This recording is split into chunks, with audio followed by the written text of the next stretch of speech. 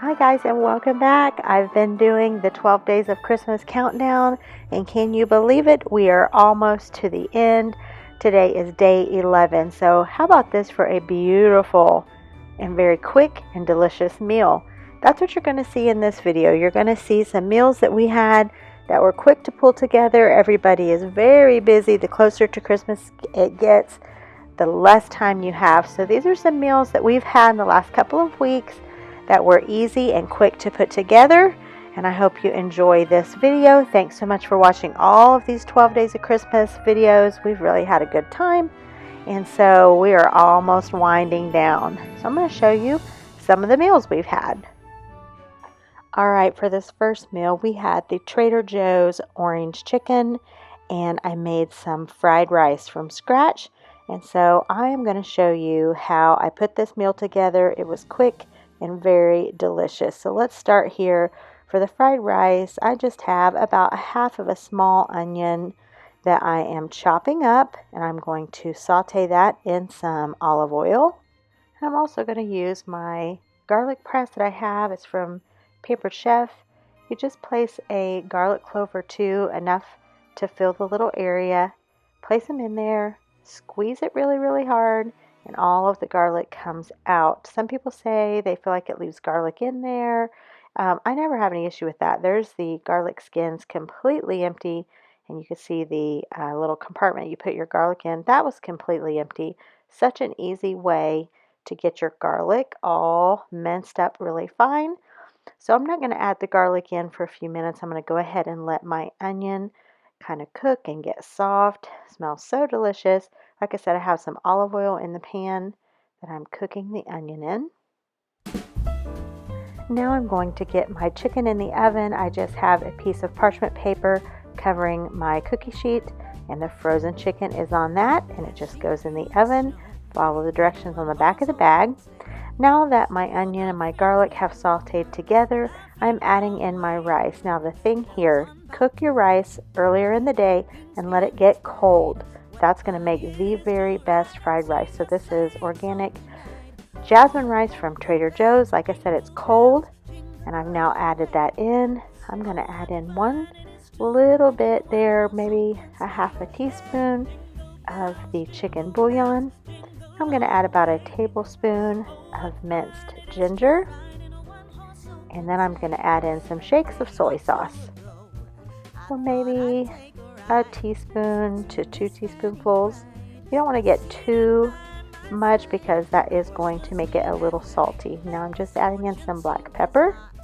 He got into a drifted bank and then we got upset. Oh, jingle bells, jingle bells, jingle all the way. And you just want to mix that in around pretty well until it is all combined.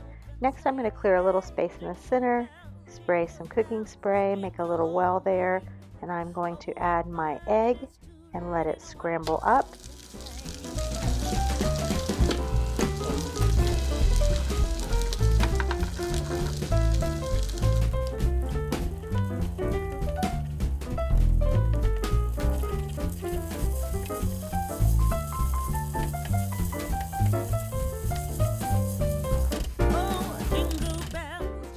Now I took out of my freezer a couple freezer bags of veggies. So I have some broccoli and I have some peas and carrots mix. I'm just going to add those things in, and they will quickly cook through with the steam and the heat from the rice.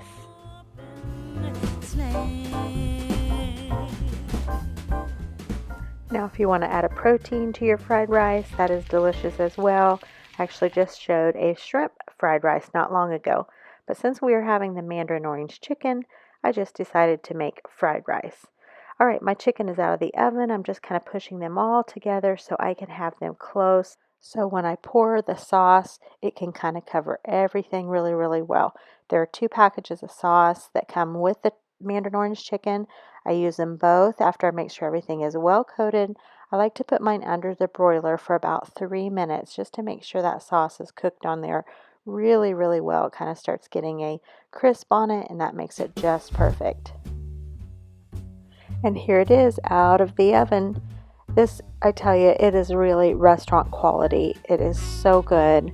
We love to keep one of these bags in the freezer, so for a night just like this, we can put together a pretty quick and easy meal. Pair that with the fried rice, and it's just delicious. You've got to make this one. It will be a treat for you and your family. I promise you that. One of our very favorites. All right, this was a quick and easy weekend meal. It was maybe, I think, a Friday night, and we just decided to make some queso with sausage and rotel tomatoes to make some nachos. This one was really, really good, so I'm going to show you how I put that together. All right, to my skillet, I have added about 3/4 a pound of just roll breakfast sausage, and I am just going to cook that until it is thoroughly cooked through. We like ours really, really fine, so I'm just using my fork to really smash that down really fine. I could have used my mix and chop, but I just didn't even think about it, and so the fork did the trick. Now for the cheese portion, I am using the Velveeta brand of the white queso, and I am going to also use some rotel tomatoes, and I'm going to drain off all of the grease that cooked off the sausage. And then I'm doing this such a sort of cheater way. I didn't even chop it up ahead of time. I'm just really going to let my skillet do all the work for me tonight. I'm just putting it in there by blocks and using my knife to kind of chunk it up as I go, and it starts melting really quickly from the heat of the sausage. And now I'm going to top that with about half a can of the tomatoes and let that start stirring around and melting down. Now, because I want mine a little bit more like a cheese sauce rather than a cheese dip, I want it a little thinner. So instead of adding milk, I'm adding in water. The cheese is already a dairy product. There's plenty of dairy, milk, whatever already in there. I don't want to add more milk to it.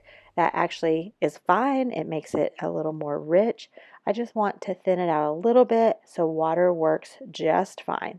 So I'm going to let that continue to simmer together and melt the cheese. And there you have it. That's about the consistency that I wanted. Actually, after I took it off the heat, I let it sit there for 2 or 3 minutes. It thickens up a little bit as it goes, and so that's actually just perfect. You want that to be a little thinner to pour over your chips. Makes the best plate of nachos. We served it off our super fine china made by Hefty on this night. You've seen this on my channel before. This was really, really good. It actually was probably some of the best queso with sausage that I had made in a while, so we really enjoyed that. All right, for this night, I just pan fried up some burgers, and I bought some of the brioche buns from Aldi. You can see the burger there with some cheese melted on it. And I got some onion, lettuce, tomato, mayonnaise, all the good stuff. I made some French fries in the oven. We have some fry sauce and some ketchup on the side. That was quick and very delicious. The brioche buns were really good with it. And any time that you know you're going to have a busy week, or if you're just a busy mama in general, it is always good to keep some smoked sausage in your refrigerator. This is Butterball turkey smoked sausage. It's very delicious, and that can make one of the quickest meals ever. You can do a sheet pan meal. There's all sorts of ways that you can use a smoked sausage. I am actually frying half of the smoked sausage up with some cabbage. We love that together. And then the other half, I'm going to show you in a minute what I'm going to do with that. I also decided for a side, I was just going to open up a can of pinto beans.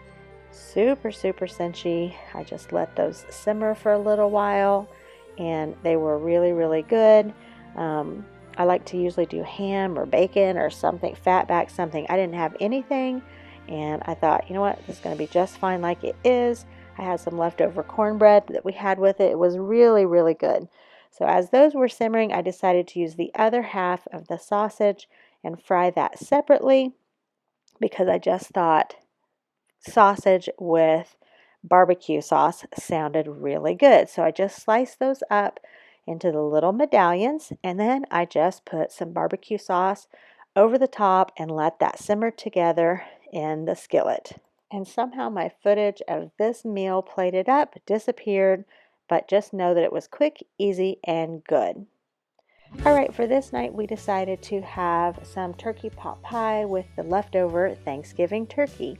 So here in my bowl, I have just gone out to my barn.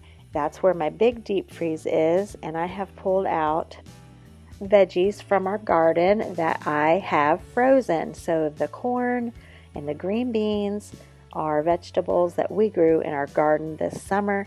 I've added in some carrots there and some peas. Those were from Kroger. And I've added in some celery that I had chopped and frozen as well. That's an easy thing to do if you have some produce that's going bad quicker than you're able to use it. Chop it and throw it in your freezer. It makes it perfect addition to soups or pot pies or things like that. So my vegetables are in my bowl, and let me show you what I'm going to add to this. To this, I'm adding 2 cans of cream of chicken soup, and I'm going to add in some chicken broth. Just see below for the whole recipe. That'll all be in the description box. But this is a great way to use your Thanksgiving turkey, which you can see here. I have a whole bag of that. I'm going to add that into my vegetables, and I've added in the soup now. I'm going to stir that all around and get it in my 9x13 to start baking. But of course, first we have to add the topping, which is so easy to pull together. It is self-rising flour and milk. You can't get much easier than that. And it makes a golden sort of biscuity type of topping for your turkey pot pie. This was one of our son's favorite meals when they were at home. It was always a good way to use up leftover turkey, but you can also make this using chicken. All right, here's the turkey pot pie. Just came out of the oven. It's looking so delicious, steamy. It smells wonderful. And we are going to dive into this. And here's our plate. So steamy. Look at all those yummy vegetables in there. Turkey. It's going to be so, so delicious. And the last meal I'm showing you this video is a meatloaf. You can usually pull a meatloaf together pretty quickly. It bakes for about an hour, and you've got a delicious home-cooked meal. Meatloaf, peas, mashed potatoes, and cottage cheese is what we had for dinner this night.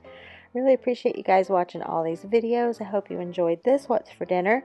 If you did, give it a big thumbs up. If you haven't subscribed to my channel, I'd love to have you.